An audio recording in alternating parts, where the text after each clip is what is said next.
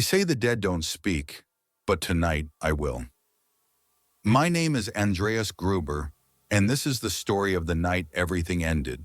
The night the snow remembered, even when the world tried to forget.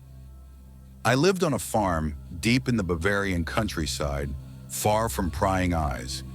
Hinterkaifeck, they called it. A strange name, I suppose, but one that became infamous. We were 6. My wife, Cecilia, my daughter, Victoria, her 2 children, little Cecilia and Joseph, and our maid, though even she was new. You see, our old maid fled, ran away, mumbling of voices in the attic, whispers, footsteps. We thought she was mad. We replaced her with Maria Baumgartner, a sweet girl, nervous, barely unpacked her things. But even before she arrived, we knew something was wrong. I noticed it first, footprints in the snow. Perfect tracks, leading to our house, none leading away. We searched the grounds. Nothing, no one, not even a dog barking. The footprints came from the woods, straight to our door.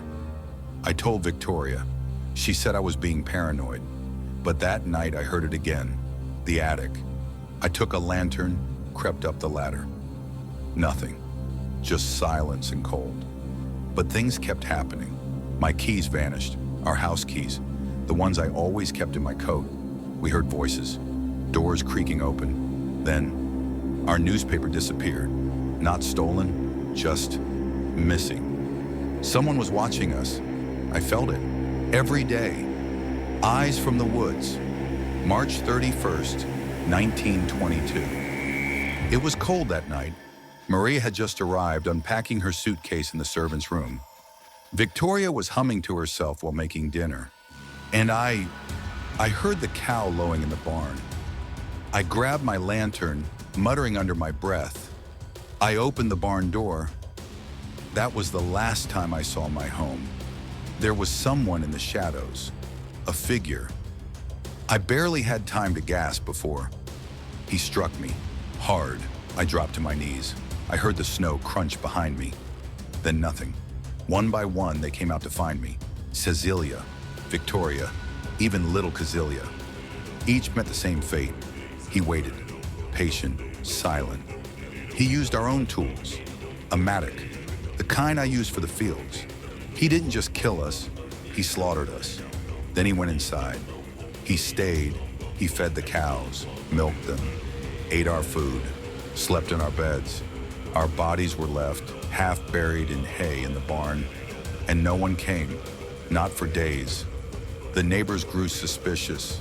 The mailman noticed the box was overflowing. The school teacher wondered why little Cecilia hadn't come. Then they found us, 6 bodies, all murdered. Joseph and Maria, they were killed in their beds. The police arrived. They searched the house, questioned neighbors. They were baffled. There were no signs of forced entry, but someone had lived there. A bed slept in, fresh food eaten, the cows fed. But no one saw a man leave.